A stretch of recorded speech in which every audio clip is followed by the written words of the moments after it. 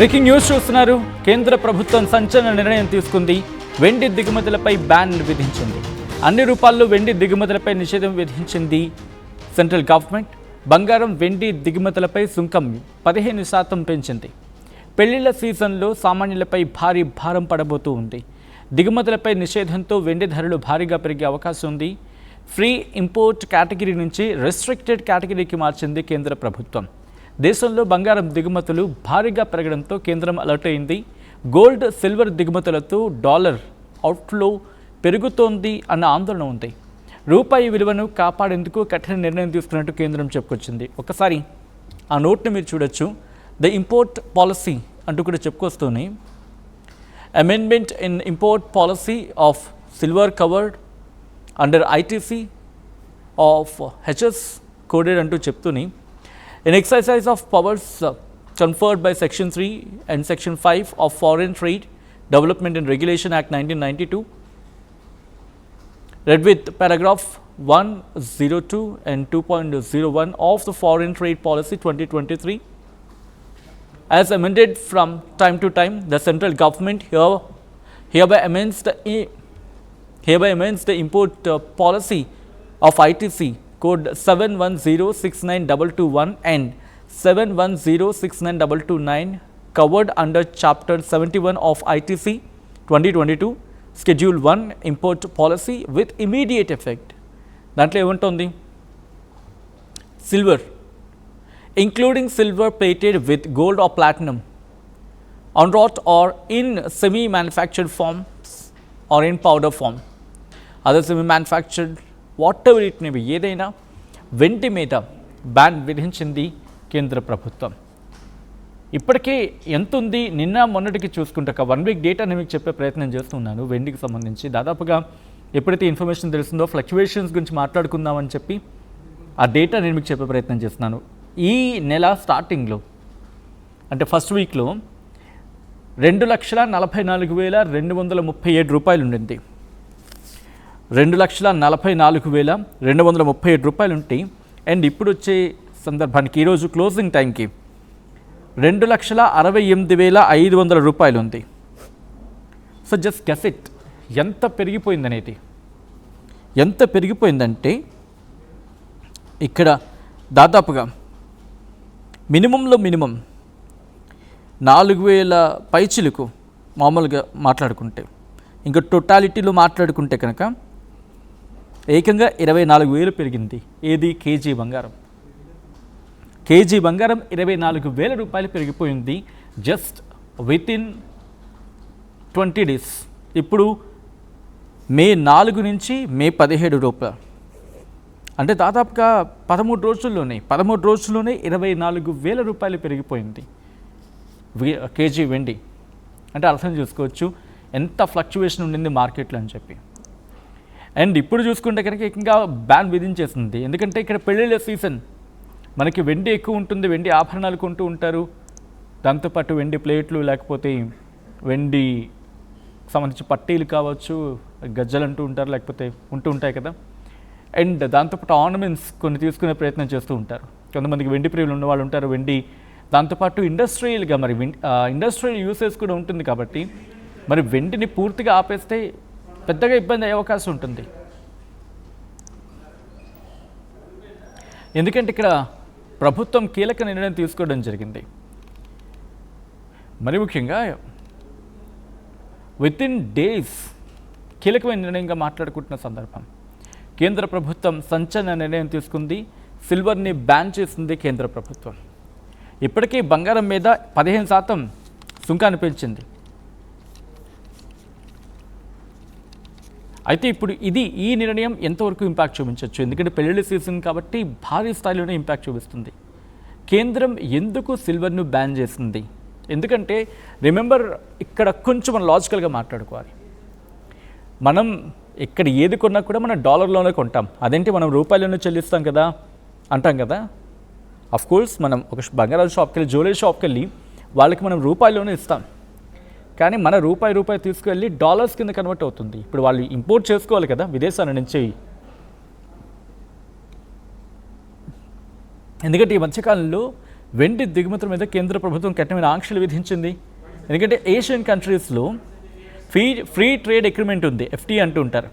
దీన్ని దుర్వినియోగం చేస్తూ జరుగుతున్న పన్ను ఎగవేతలను అడ్డుకట్ట వేయడానికి కేంద్రం అమర్చిన నిర్ణయం కూడా తీసుకుంది. ఎస్పెషల్లీ ఈరోజు May 16th కేంద్ర ప్రభుత్వం వెండి అలాగే బంగారం లేకపోతే ప్లాటినం పూత పోస్తున్న వెండి దిగుమతుల మీద ఆంక్షలు విధించింది. అంతకుముందు 13వ తారీఖున విలువైన లోహాల మీద దిగుమతి సుంకాన్ని ఏకంగా 6 నుంచి 15%, ఎస్పెషల్లీ బంగారం.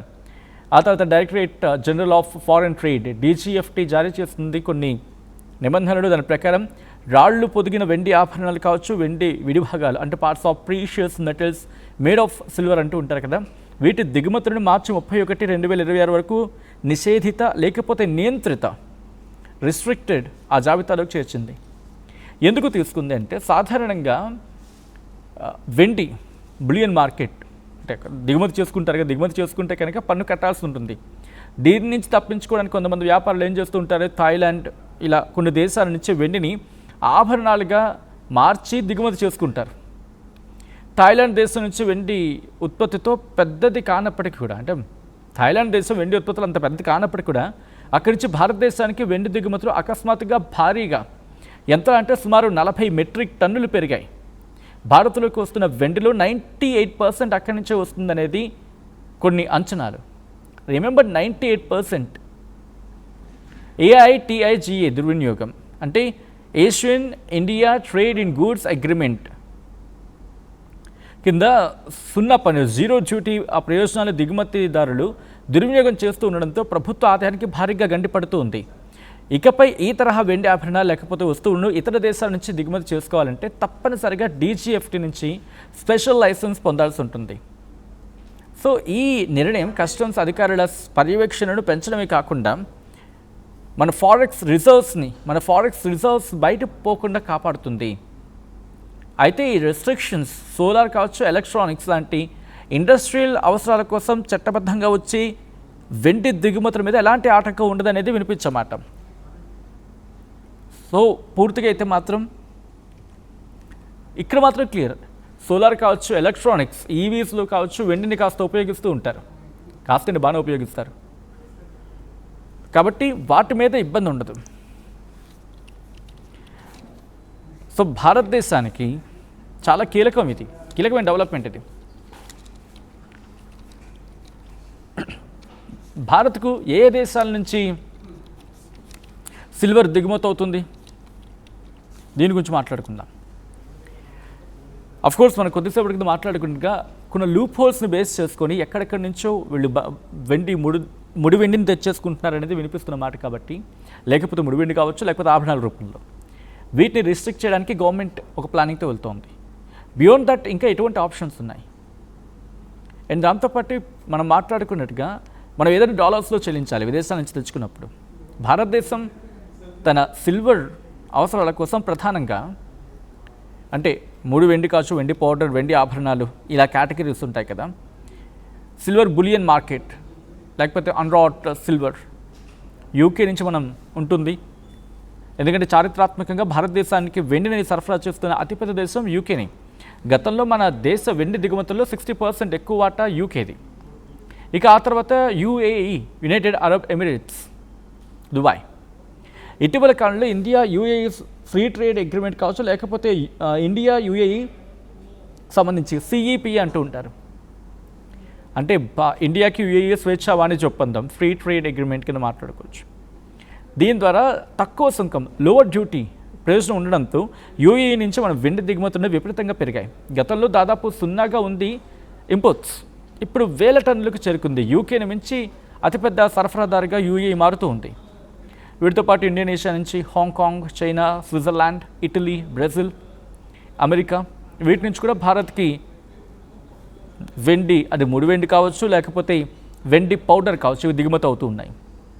అండ్ సిల్వర్ జ్యువెలరీ లేకపోతే పార్ట్స్ గురించి మాట్లాడుకుంటే ఇంతకుముందు మనం మాట్లాడుకున్నట్టుగా పన్నులకు అంటే ఇంపోర్ట్ డ్యూటీస్ తప్పించుకోవడానికి థాయిలాండ్ నుంచి వెండి ఆభరణాల రూపంలో భారీగా దిగుమతులు జరుగుతున్నాయి. అందుకే వీటిపైనే ఇప్పుడు స్పెషల్ ఫోకస్ చేస్తుంది కేంద్రం, అందుకే వాటిని ఆపేస్తుంది. ఓల్జా ఇంటర్నేషనల్ ట్రేడ్ అగ్రిమెంట్ లేకపోతే ఇంటర్నేషనల్ ట్రేడ్ డేటా ప్రకారం ఈ ఆభరణాల కేటగిరీలో మలేషియా, నైజీరియా, నమీబియా దేశాల నుంచి కూడా భారత్కు దిగుమతులు ఉన్నాయనేది. సో టోటల్గా చెప్పాలంటే భారతదేశానికి వెండి ప్రధానంగా యూఏఈ నుంచి దిగుమతి అవుతూ ఉంది. ఆభరణాలు అలాగే విడిభాగాల కేటగిరీలో థాయిలాండ్, మలేషియా, చైనా లాంటి దేశాల నుంచి వస్తూ ఉంది. సో బేసికలీ ఇక్కడ వినిపించే మాట ఏంటంటే ప్రస్తుతానికి యాజ్ ఆఫ్ నౌ థాయిలాండ్ దేశాల నుంచి అక్రమ పద్ధతి, ఒక విధంగా క్లుప్తంగా చెప్పాలంటే అక్రమ పద్ధతిలో రాకుండా వీటిని తగ్గించుకునే ప్రయత్నం చేస్తుంది. ఎందుకంటే భారత్లో వెండి ఇప్పుడు భారీగా వినియోగం పెరిగిపోయింది. లాస్ట్ టైం మనం చూసినట్టున్నాం కదా, ఎక్కడ 4 లక్షలకు వెళ్ళిపోతుందని చెప్పి ఆ టైంలో చాలామంది ఇన్వెస్ట్ కూడా చేస్తున్నారు. అఫ్కోర్స్ కాస్త నష్టపోయి ఉండొచ్చు, ఎందుకంటే 2 lakhsకి పడిపోయిన తర్వాత 2 lakhs, 220, 230, ఇప్పుడు 260కి వెళ్ళింది కాబట్టి బహుశా కొంచెం వాళ్ళు ఊపిరి పీల్చుకోవచ్చు కాక. కానీ మనం సిల్వర్ని ఓన్లీ జ్యువెలరీగానో లేకపోతే ఇన్వెస్ట్మెంట్స్లోనూ మనం చూడట్లేదు. వాటిని మనం దేంట్లో వాడతాం, సోలార్ ప్యానల్స్లోకి, ఎలక్ట్రానిక్ ఈవీస్లోకి కూడా మనం వీటిని ఉపయోగించడం జరుగుతుంది. సో మనం ఎక్కడెక్కడ తెచ్చుకుంటాం, యునైటెడ్ అరబ్ ఎమిరేట్స్, యూఏఈ నుంచి. ఇప్పుడు మనకి అతిపెద్ద ఇంపోర్ట్ యూఏఈ నుంచి. బట్ బిఫోర్ దట్ మనకి యూకే కూడా మాట్లాడుకుంటున్నాం. బట్ ఈ రెండింటిని బీట్ చేస్తూ అక్రమ పద్ధతులు విదేశాల నుంచి, మరి ముఖ్యంగా థాయిలాండ్ నుంచి అనేది వినిపించమాట. తర్వాత హాంకాంగ్ ఉంది, UAE, UK, Hong Kong, China, Switzerland, Mexico, Peru, Russia, ఇలా మనం దిగుమతి చేసుకుంటూ ఉన్నాం. సో వెండి, బంగారం దిగుమతులపై పూర్తిగా నిషేధం విధించాలా? ఈ ప్రశ్న మీ ముందుంచింది ఆర్టీవీ. అండ్ మీ అభిప్రాయాన్ని కామెంట్ చేసే ప్రయత్నం చేయండి.